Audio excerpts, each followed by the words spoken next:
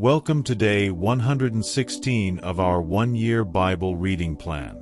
Today, we read 1 Samuel chapter 26 to 28, where David once again spares Saul's life, seeks refuge with the Philistines, and Saul tragically consults a medium.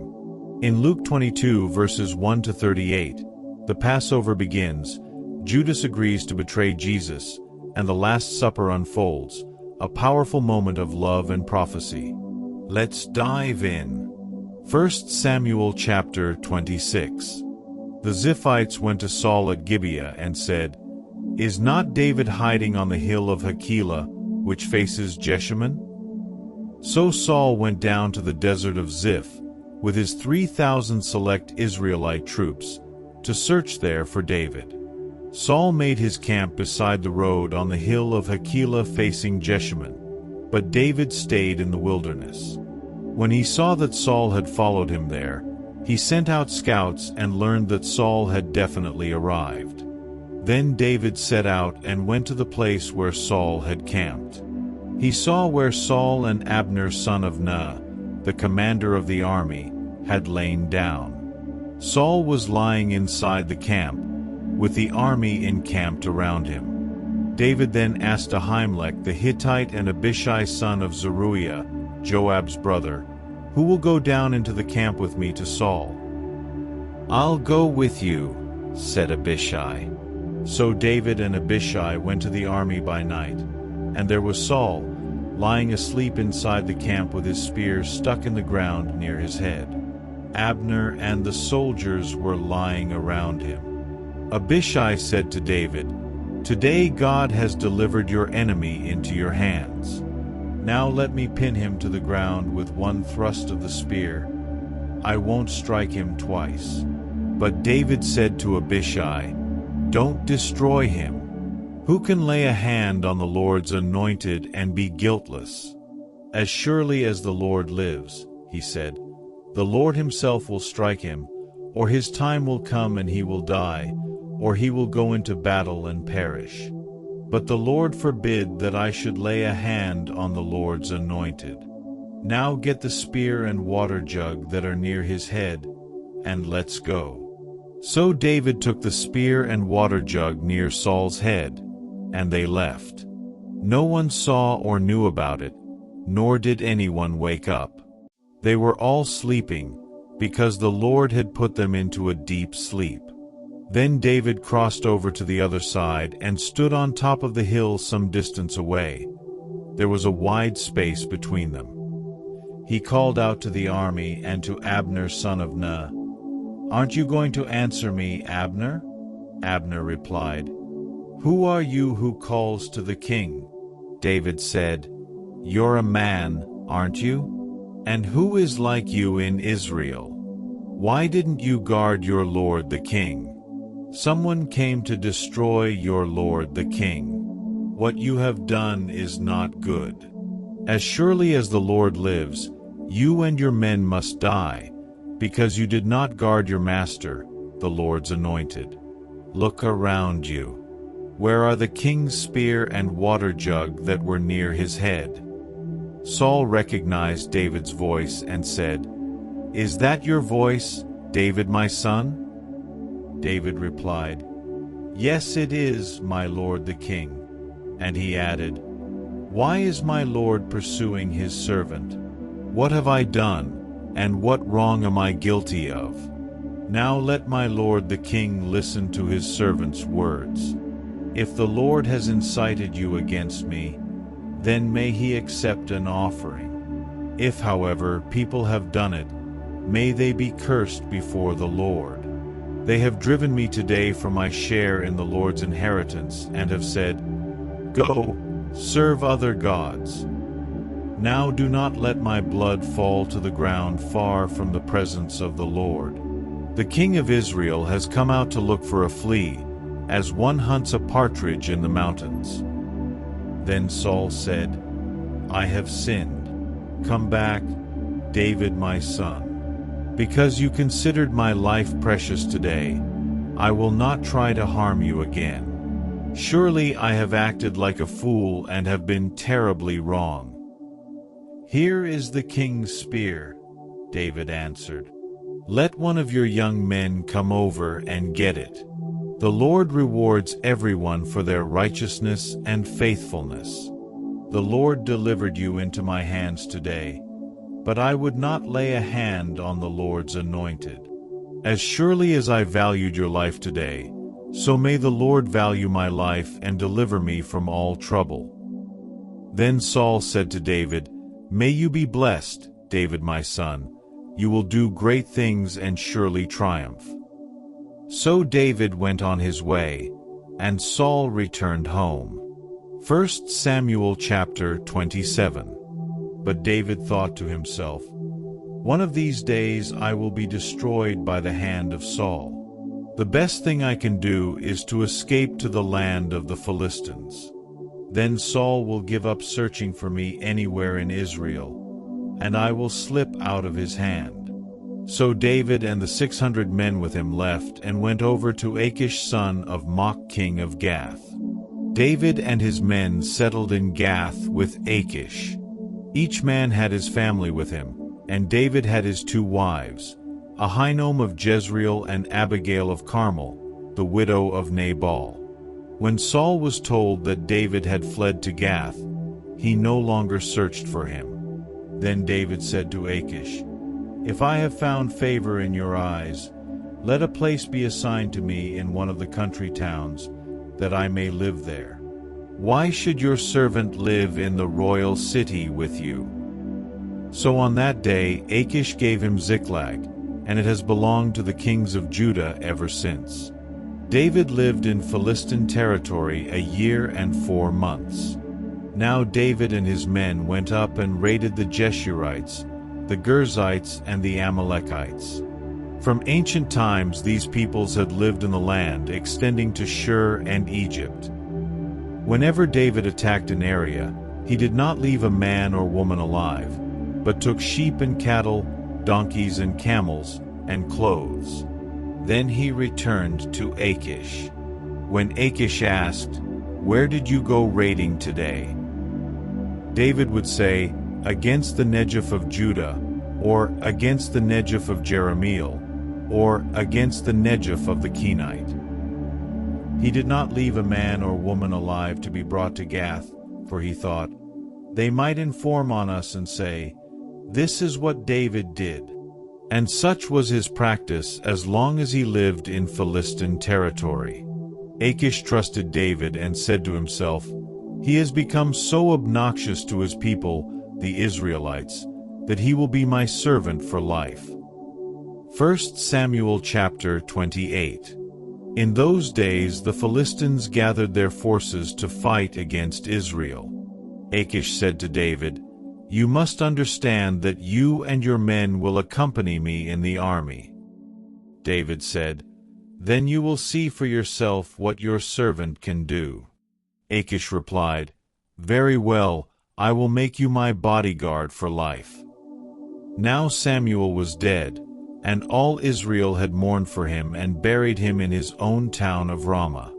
Saul had expelled the mediums and spiritists from the land. The Philistines assembled and came and set up camp at Shunem, while Saul gathered all Israel and set up camp at Gilboa. When Saul saw the Philistine army, he was afraid. Terror filled his heart.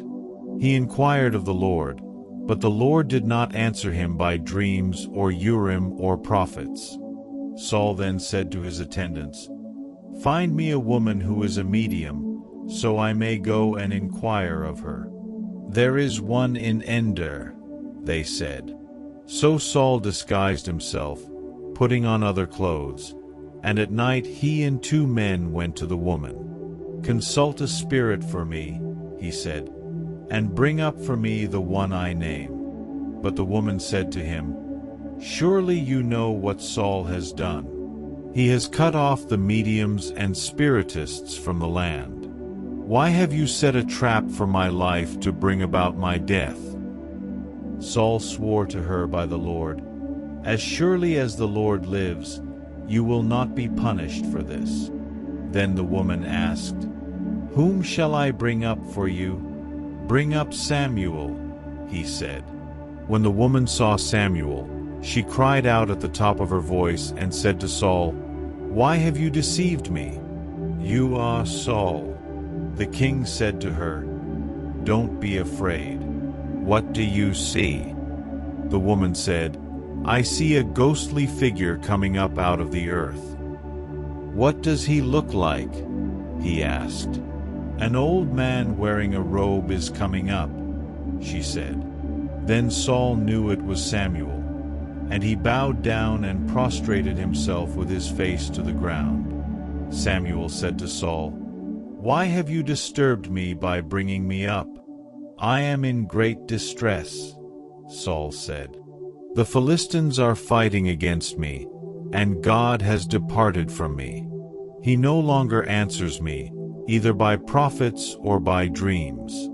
So I have called on you to tell me what to do." Samuel said, "Why do you consult me, now that the Lord has departed from you and become your enemy? The Lord has done what he predicted through me. The Lord has torn the kingdom out of your hands and given it to one of your neighbors, to David. Because you did not obey the Lord or carry out his fierce wrath against the Amalekites, the Lord has done this to you today. The Lord will deliver both Israel and you into the hands of the Philistines, and tomorrow you and your sons will be with me.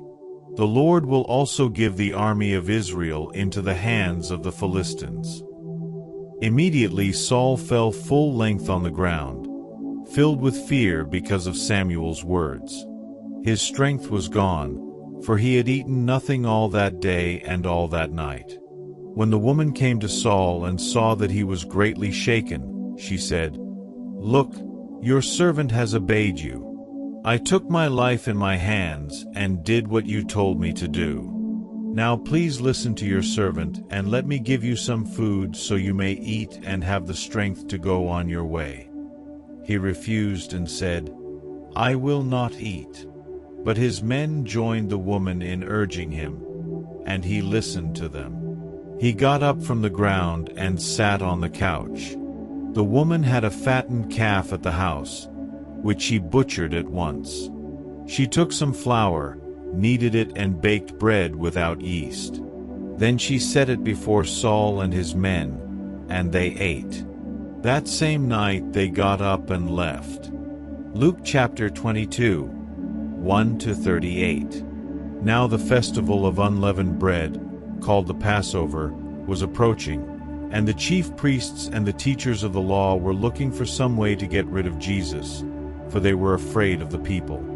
Then Satan entered Judas, called Iscariot, one of the 12.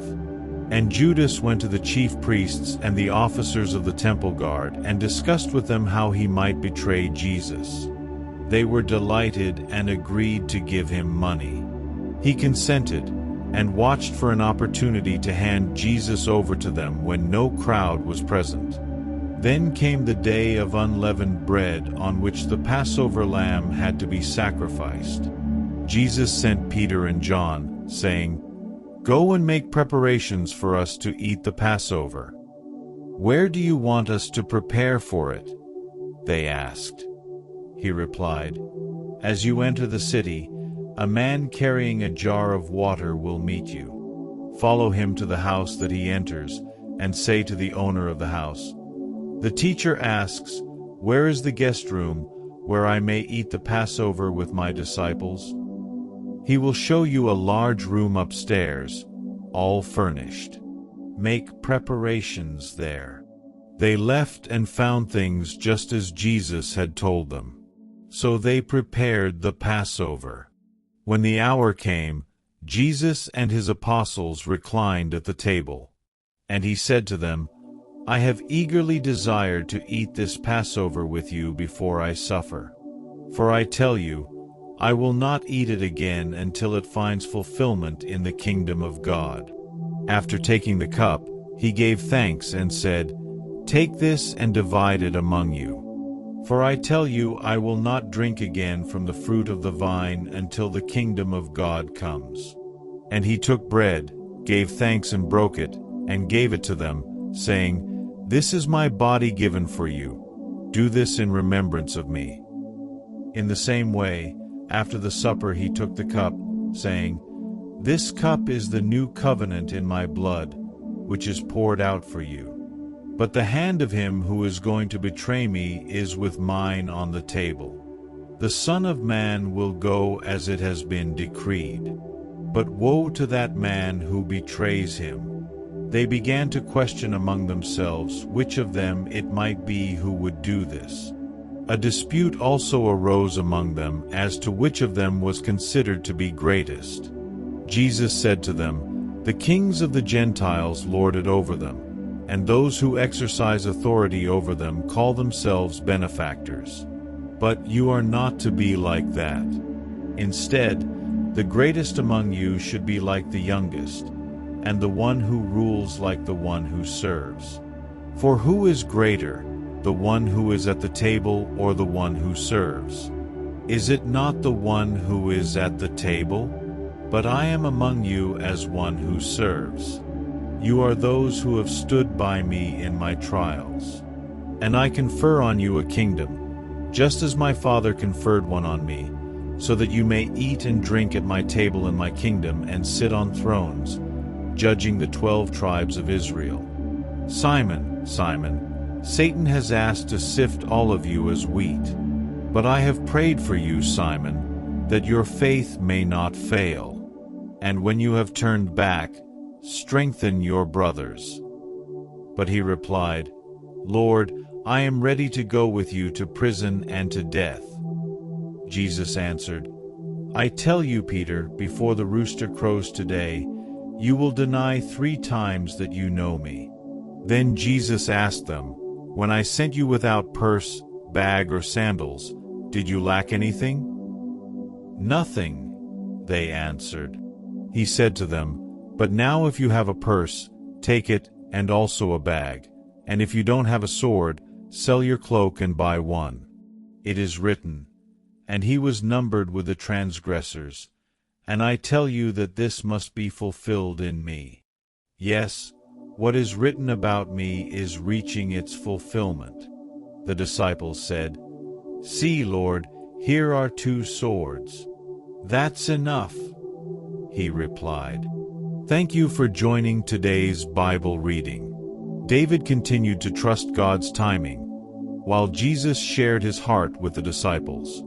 May we also walk in obedience and stay close to God. Don't forget to like, share, and subscribe.